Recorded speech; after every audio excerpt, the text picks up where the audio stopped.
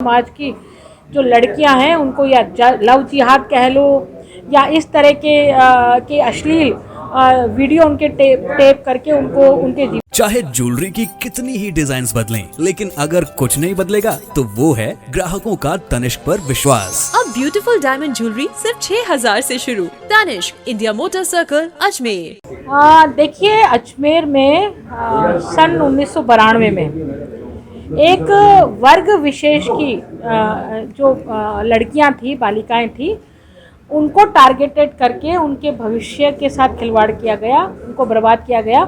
और उस समय भी कांग्रेस के लोग इसमें इन्वॉल्व थे और एक विशेष वर्ग ने ये के माध्यम से ये कारनामा हुआ था। कांग्रेस की तुष्टीकरण की नीति के कारण से, कांग्रेस वर्ग विशेष की तुष्टीकरण की नीति के कारण से बहुसंख्यक हिंदू समाज की जो लड़कियां हैं उनको या लव जिहाद कह लो या इस तरह के अश्लील वीडियो उनके टेप करके उनको उनके जीवन को बर्बाद किया गया। तो निश्चित रूप से समाज के सामने ये चीज़ बयानी चाहिए और कांग्रेस की हकीकत और उस वर्ग विशेष की हकीकत से समाज को रूबरू होना बहुत ज़रूरी है।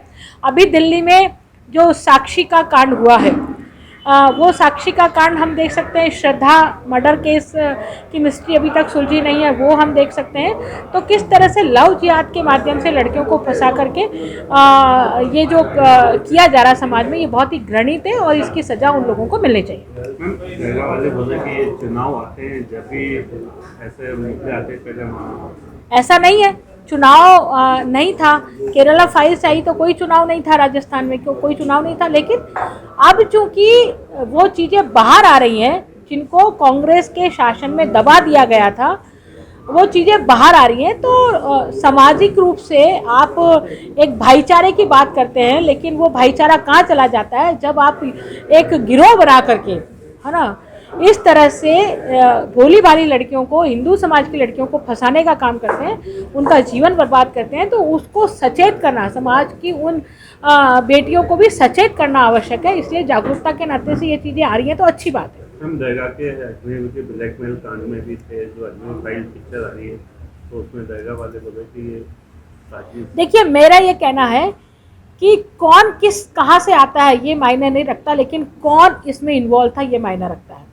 यदि वो लिप्त हैं तो दोषी हैं, वो चाहे फिर वो भगवान के घर से आ रहे हों और वो दोषी हैं तो दोषी हैं। फिर यदि ऐसे लोग जो पवित्र संस्था से जुड़ करके भी ये काम करते हैं तो आप समझ सकते हैं कि उनका दिखाने का चेहरा कुछ और है और करने का चेहरा कुछ और है।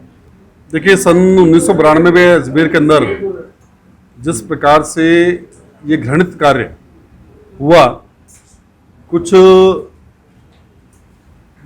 संप्रदाय विशेष के उस समय के युवकों द्वारा जिस प्रकार से कॉलेजेस की हमारी जो अजमेर की छात्राएं थी, उन छात्राओं को बहकावे में लेकर के और बाद में एक गिरोह बना करके जिस प्रकार से उनके साथ दुष्कर्म किए गए और उनको ब्लैकमेल किया गया, ये निश्चित रूप से बहुत ही घृणित कार्य था। और इसमें जहाँ तक मेरी जानकारी है कि लगभग 300 से अधिक छात्राएं अजमेर की जो उस समय कॉलेज में पढ़ती थी, उन सबको इसका शिकार बनाया गया।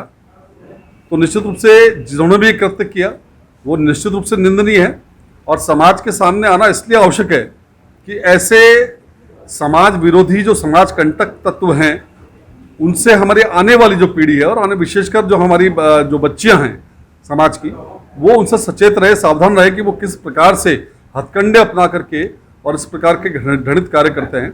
इसलिए निश्चित रूप से ये इस तरह की जो अभी इससे पहले हमने देखा केरला फाइल आई, वो एक बहुत ही प्रेरणादायक फिल्म थी कि किस प्रकार से जो है धर्म विशेष के बच्चों को बहलाकर गुमराह करके और उनको उनके धर्म के मार्ग से भटकाने का जो प्रयास, कुत्सित प्रयास होता है, कहीं ना कहीं उस पर रोक लगनी चाहिए और ये जागृति समाज में आनी चाहिए। इस पर अगर कोई फिल्म बनती है तो निश्चित रूप से स्वागत योग्य है और जनता के सामने सच्चाई आनी चाहिए।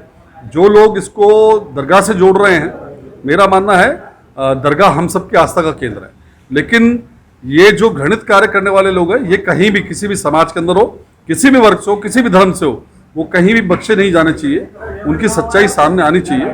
तो इसलिए इसको जिन्होंने भी इस तरह से इस फिल्म पर रोक लगाने की मांग की है, ये बिल्कुल भी न्यायपूर्ण नहीं है। और हम सब सभी धर्मों का सम्मान करते हैं भारत के अंदर हम, लेकिन इस प्रकार के घृणित कार्य करने वाले और दुष्कर्म करने वाले लोगों को बख्शा नहीं जाना चाहिए।